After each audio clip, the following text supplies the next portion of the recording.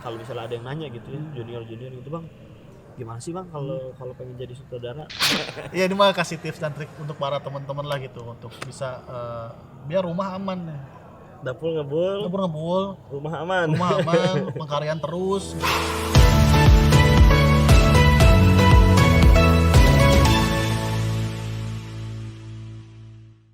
Agak sepertinya emang menentukan menjadi sutradara. Sebenarnya juga waktu itu sih penasaran bang. Oke. Saya itu baru pertama kali ujian drama waktu itu semester 4, semester 6-nya udah ngeberaniin diri jadi sutradara kebiar drama. Oke. Itu nekat tuh bang. Naskah apa tuh, Bang? Waktu itu naskah pertama itu tak ada bintang di dadanya, inget tuh. Oke. Waktu itu garapan sama Bang Idung Karung. Oh, Hidung Karung ya. Iya.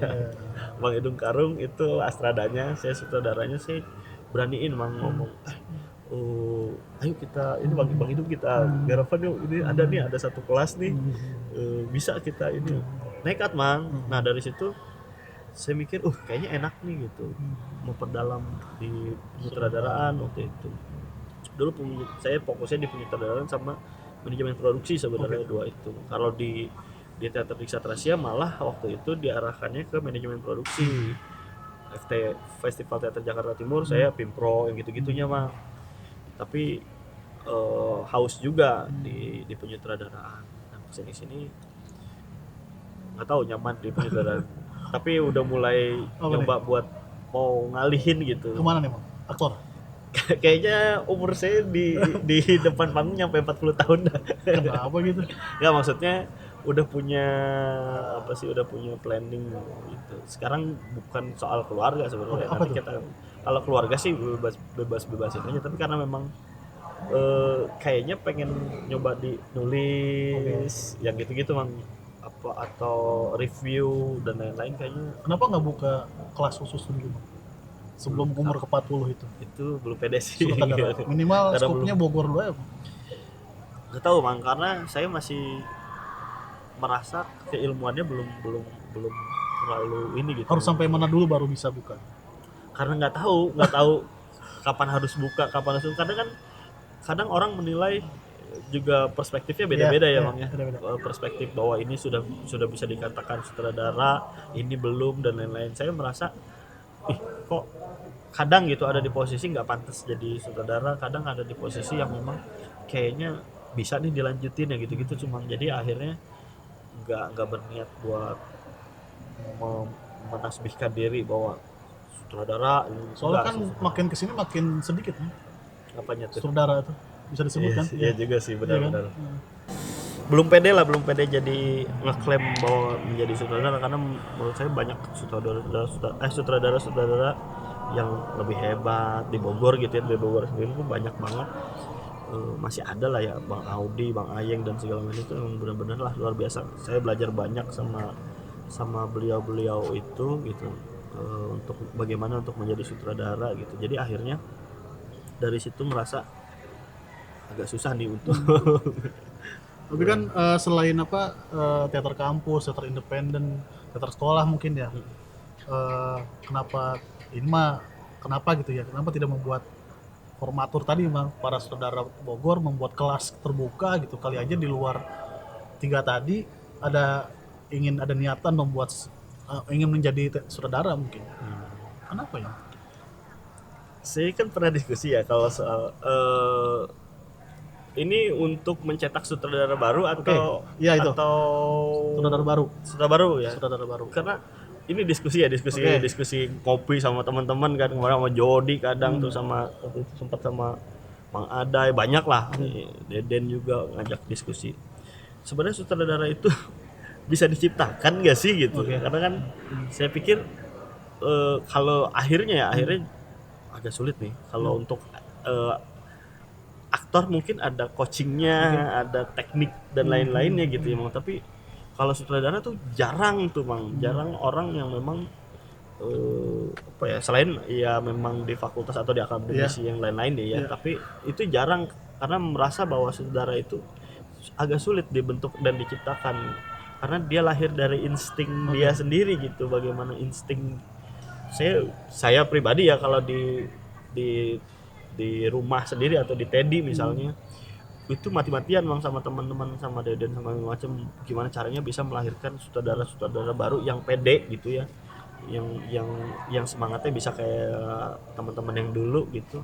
Ternyata sulit, nggak tahu kenapa dia baca gitu ya, keilmuan dia baca, segala macam dia baca, tapi saya pikir akhirnya menemukan satu ini ya, kesimpulan kalau saya pribadi waktu sama ini, insting soalnya nih, bagaimana sutradara itu harus punya insting beda sama yang lain gitu. Instingnya harus lebih tajam, kepekaannya juga harus lebih tajam dibandingkan orang lain gitu. Itu bedanya sutradara sama perangkat lainnya kalau menurut saya, dan itu yang saat ini menurut saya ya, di kelompok sendiri pun agak sulit buat ini. Makanya kadang pertemuan akhirnya Bang, kalau misalnya ada yang nanya gitu ya, junior gitu, Bang gimana sih Bang kalau pengen jadi sutradara, ya sama kayak selalu pertanyaan-pertanyaan klasik, dan jawabannya juga klasik, kayak mau nulis ya lu baca dulu yang banyak, mau jadi sutradara harus bertemu sama proses teater yang banyak, harus menonton teater atau segala macam yang banyak, sehingga kosakata teater atau perbendaharaan keilmuan teater itu kan jadi cukup mencukupi, akhirnya punya kepedean, rasa percaya diri buat ngedirect gitu. Nah itu yang menurut saya ya, yang menurut saya tidak ditemukan sama belum ya, mungkin belum, jarang ditemukan sama orang-orang yang sekarang, karena mungkin sudah instan juga, nggak tahu ya. Kalau dulu kan agak susah nyari referensi di YouTube dan lain-lain gitu, akhirnya kita harus langsung nonton Bang dulu mah ya. Saya dulu nonton ke Jakarta, nonton ke Bandung tuh ya karena emang nggak ada referensi di mana-mana sekarang. Tapi kan sekarang karena kemudahan itu, mungkin itu juga yang membuat instan, pengennya instan sedangkan kan di teater itu saya merasa ya feel-nya harus ketemu visual langsung gitu. Kalau di YouTube segala macam kayaknya agak kurang gitu. Nah mungkin insting itu yang agak susah gitu, nggak bisa diajarin gitu. Waktunya harus lebih dari aktor, harus Betul. lebih dari musik, dari lighting, semua gitu, itu. harus lebih kaya gitu ya Bang. Kayaknya juga itu problematika di mana-mana mungkin ya kan. Ada juga yang memulai awalnya dia karirnya dari peran dulu, lighting dulu, sehingga sudah sedikit berumur baru jadi terdarain, mungkin seperti itu ya. Nah Mangga, kan saya lihat lebih banyak di luar nih. Tahu nih arahnya nih. Iya, ini mah kasih tips dan trik untuk para teman-teman lah gitu, untuk bisa biar rumah aman nih. Dapur ngebul, rumah aman, pengkaryaan terus gitu Bang. Tapi kan Polda aman lah. Tapi kan ternyata Mangga juga ada batas tertentu ya, sehingga umur segini gua kayaknya tidak harus, mungkin merapat lebih ke rumah lebih banyak. Betul. Itu gimana sih komunikasinya Bang? Ini kita lebih berbicara tentang ini aja Bang, penggiat lah, para penggiat.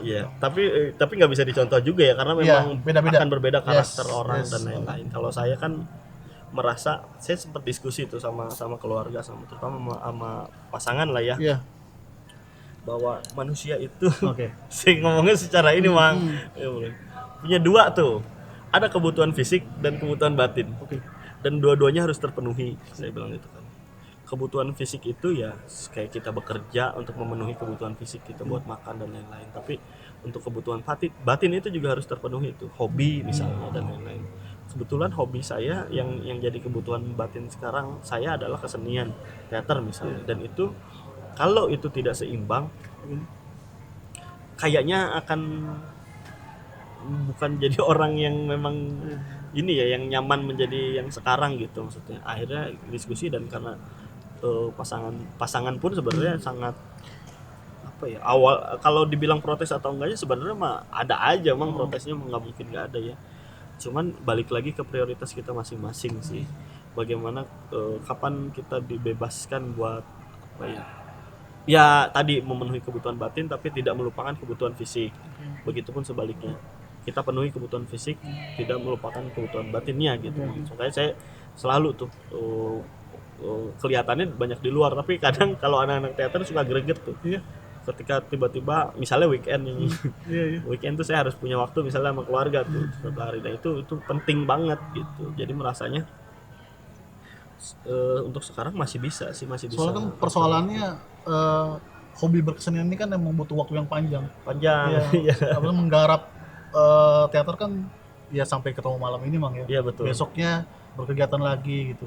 Paginya ngajar ya lagi kan, gitu. beres ngajar langsung kesini lagi. Kenapa tidak ini sih Mang menentukan bahwasanya gue tidak mengajar, udah gue berteater aja gitu. Itu balik lagi ke tadi. Mungkin kebutuhan batinnya terpenuhi, tapi kebutuhan fisiknya enggak mah.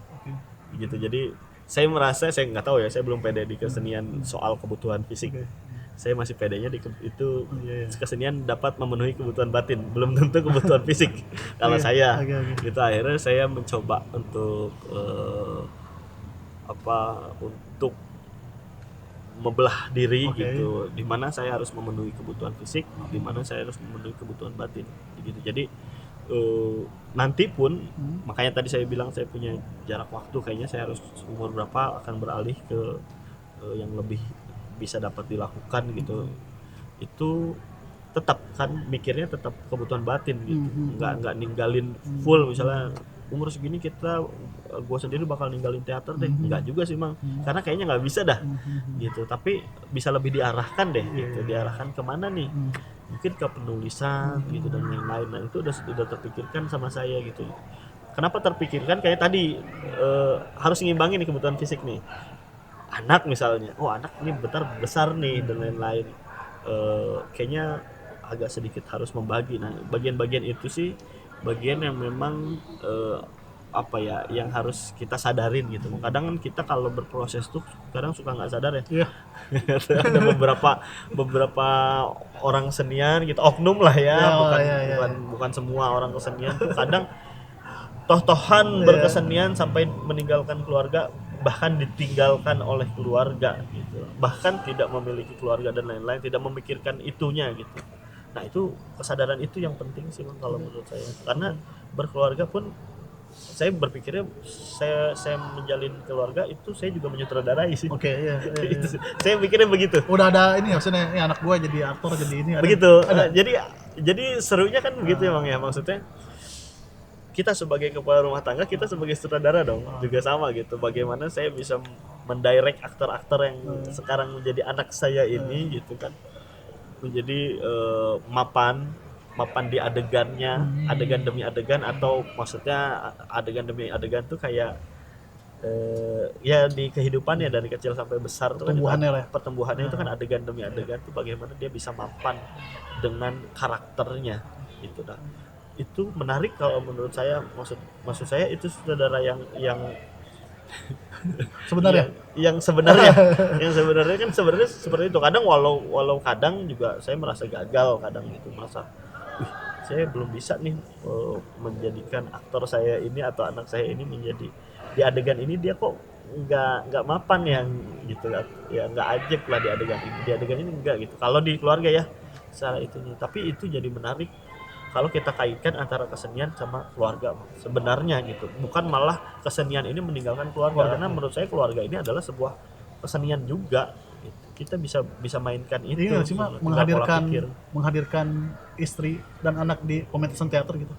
Ingin banget, ingin banget. Tapi gitu. Istri saya kan orangnya introvert. Gitu.